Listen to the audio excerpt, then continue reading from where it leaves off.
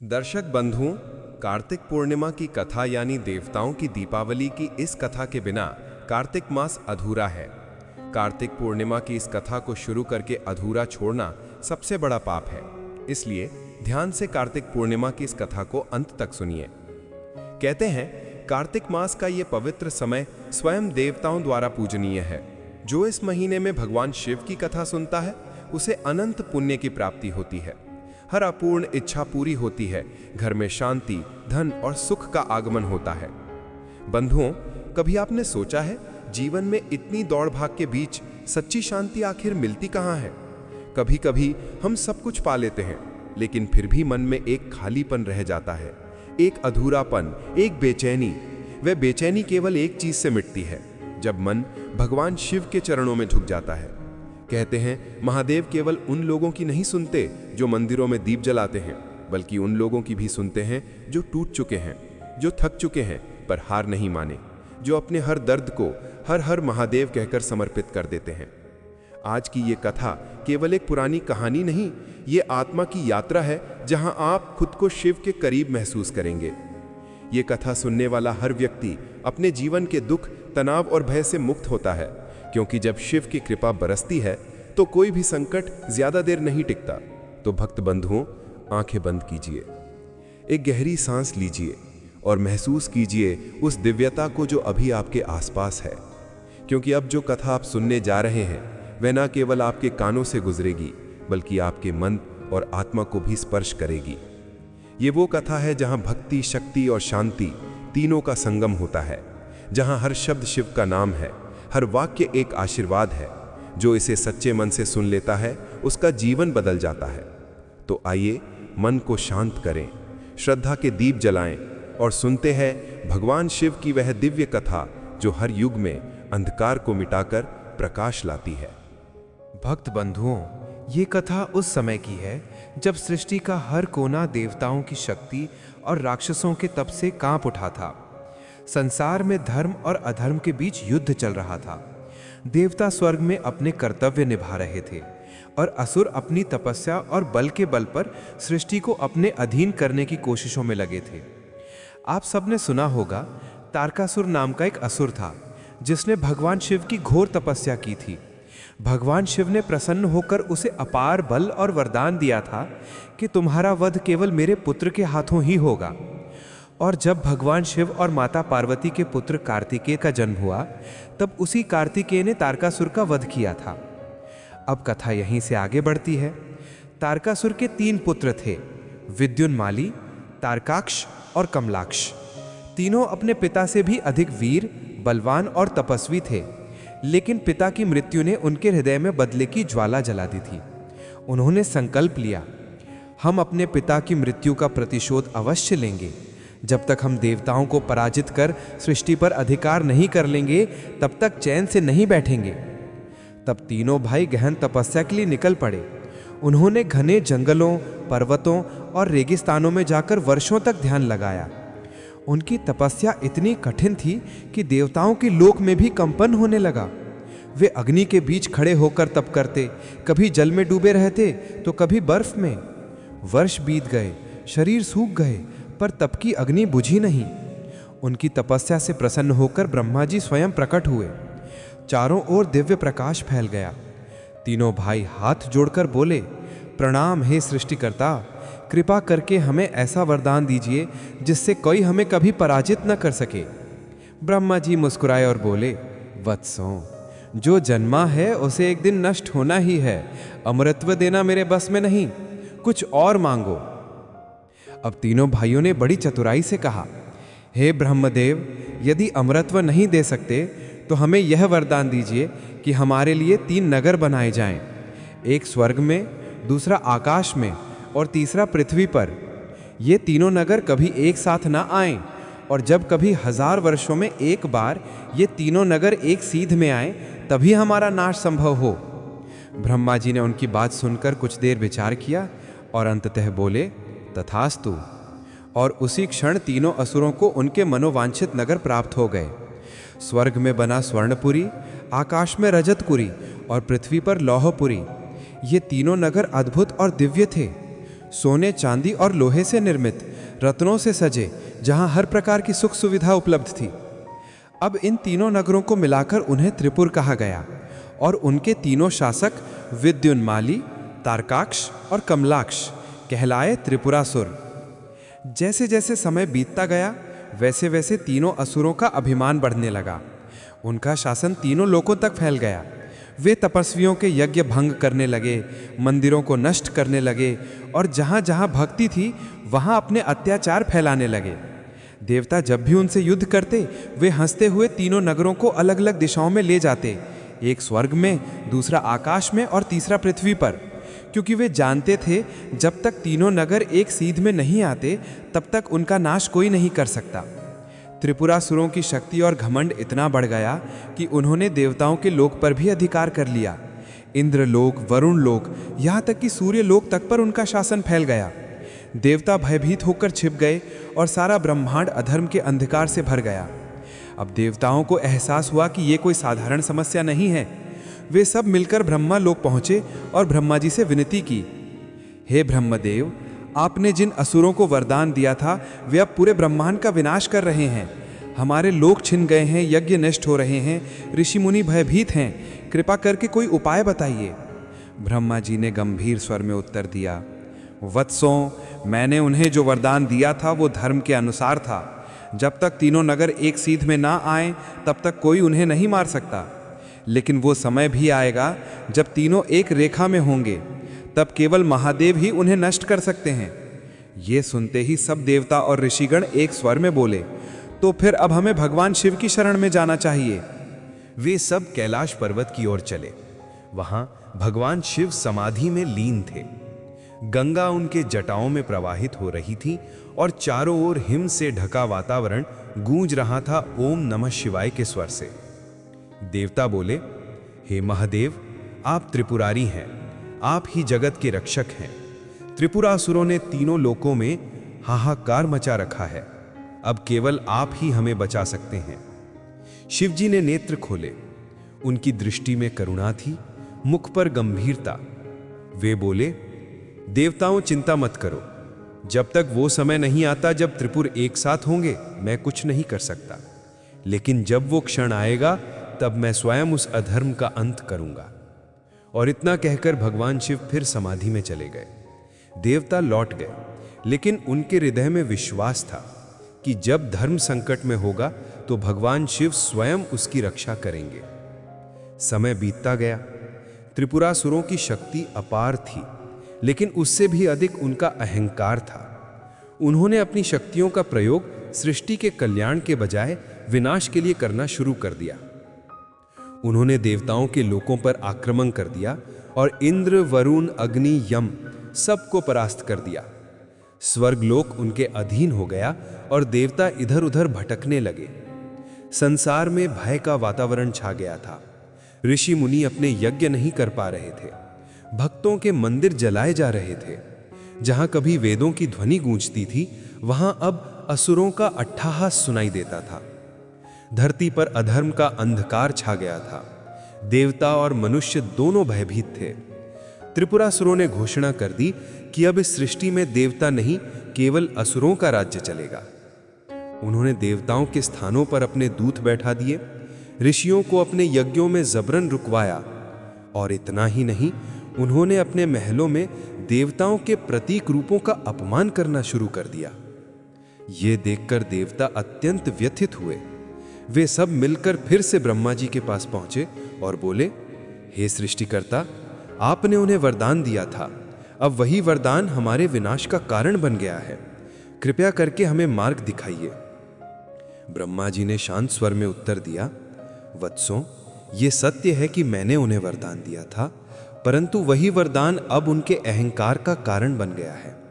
अब इस संकट का समाधान केवल एक ही है, महादेव की शरण, क्योंकि वे ही ऐसे हैं जो समय आने पर धर्म की रक्षा के लिए स्वयं संहार का रूप धारण करते हैं। ये सुनकर देवता और ऋषि मुनि सब एक साथ कैलाश पर्वत की ओर चल पड़े। चारों ओर बर्फ से ढकी चोटियां थीं, गंगा का प्रवाह शांत था और नंदी भगवान द्वार पर पहरा दे रहे थे।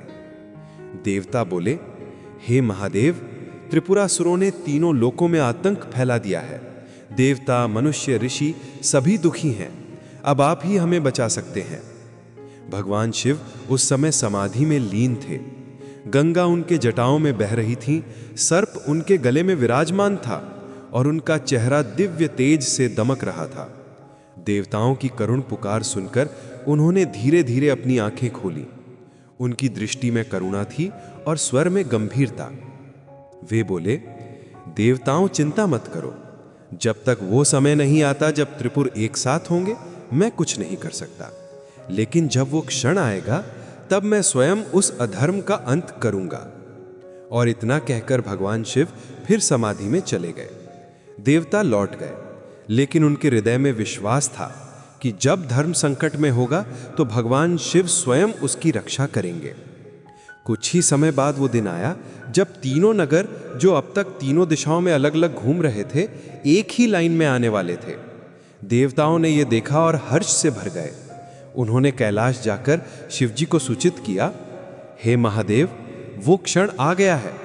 तीनों पुर अब एक सीध में हैं। अब आपका वचन पूर्ण करने का समय है। शिवजी ने मुस्कुराकर कहा, तो चलो, अब धर्म की रक्षा का समय आ गया है। उन्होंने अपने विशाल शरीर को उठाया। उनका तेज इतना प्रबल था कि चारों ओर प्रकाश फैल गया। आकाश गूंज उठा हर हर महादेव के जय घोष से। धरती कांप उठी, पर्वत झुक गए, समुद्र के जल में लहरें ऊंची उठी। सभी देवता, ऋषि, गंधर्व, अप्सराएं एकत्र हुए, क्योंकि ये कोई साधारण युद्ध नहीं था। ये अधर्म के विरुद्ध धर्म का युद्ध था। अब भगवान शिव ने अपने रथ और अस्त्र शस्त्र तैयार करने का आदेश दिया। ये रथ कोई साधारण रथ नहीं था। ये दिव्यता और सृष्टि के प्रत्येक तत्व से बना था।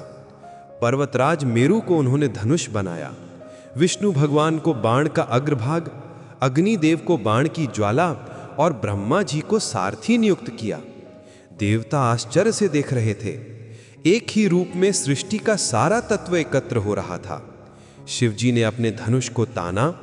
उनके हाथों की गति में शक्ति थी, उनकी आंखों में तेज और मुख पर एक अटूट शांति। वे बोले, आज धर्म की विजय होगी, आज अहंकार का अंत होगा। लेकिन तभी मैं दैत्य, जो त्रिपुरासुरों का वास्तुकार था, घबराकर उनके पास पहुंचा और बोला, हे प्रभु, कृपा कीजिए, वे असुर मेरे स्वामी हैं। उनके नाश से सृष्टि में असंतुलन होगा। भगवान शिव बोले, मैं, भय मत करो। जो सच्चे हैं, जो भक्ति में स्थिर हैं, वे कभी नष्ट नहीं होते, परंतु जो अहंकार में डूबे हैं, वे अपने कर्मों का फल अवश्य पाते हैं। और इतना कहकर उन्होंने अपनी तीसरी आंख खोली।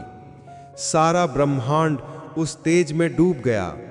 देवताओं ने अपनी आंखें बंद कर लीं। यही वो क्षण था जब त्रिपुरासुरों का अंत होना निश्चित हो गया। शिवजी का बाण तैयार था, धनुष तना हुआ, ब्रह्मांड स्तब्ध था। उसी समय आकाश में तीनों पुर, स्वर्णपुरी, रजतपुरी और लौहपुरी, एक रेखा में आ गए। वो क्षण दुर्लभ था, सहस्त्रों वर्षों में एक बार आने वाला।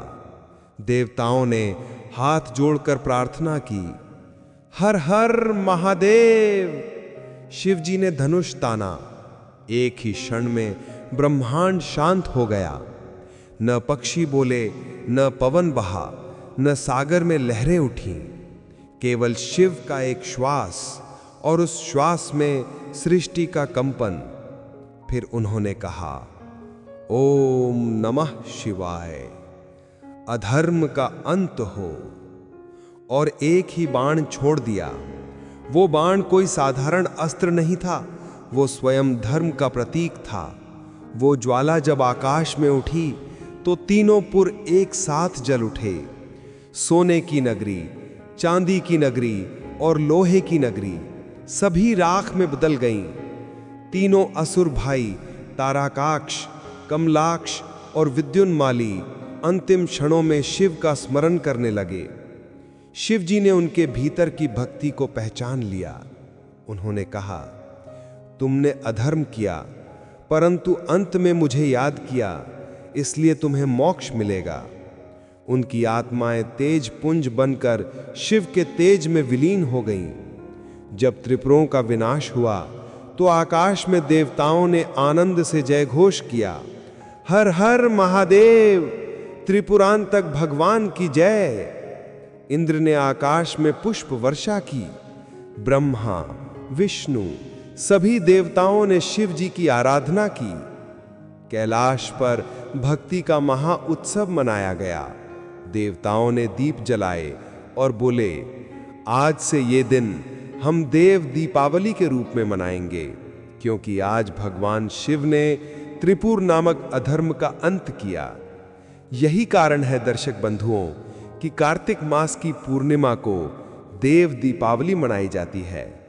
इस दिन गंगा तट पर दीप जलाए जाते हैं, क्योंकि माना जाता है कि देवता स्वयं गंगा में उतरकर दीप जलाते हैं और भगवान शिव की आराधना करते हैं।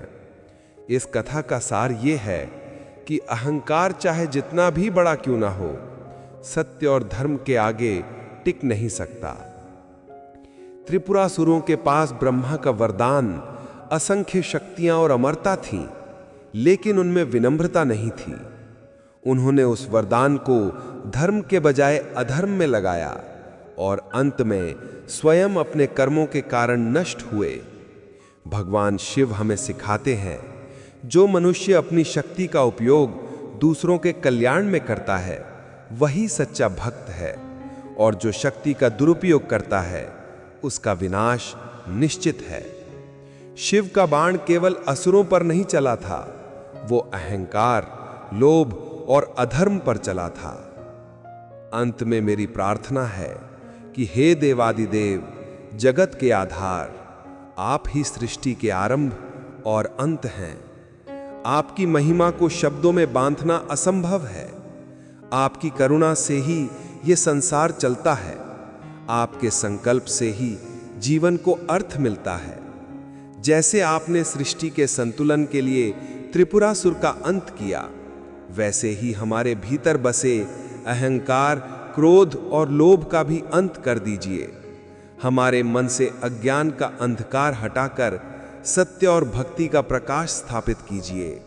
हम आपके चरणों में सिर झुकाकर ये विनती करते हैं कि हमारे जीवन में शांति और पवित्रता बनी रहे, हमारे घर में प्रेम का दीप जलता रहे और हमारे हृदय में सदैव आपका नाम गूंजता रहे।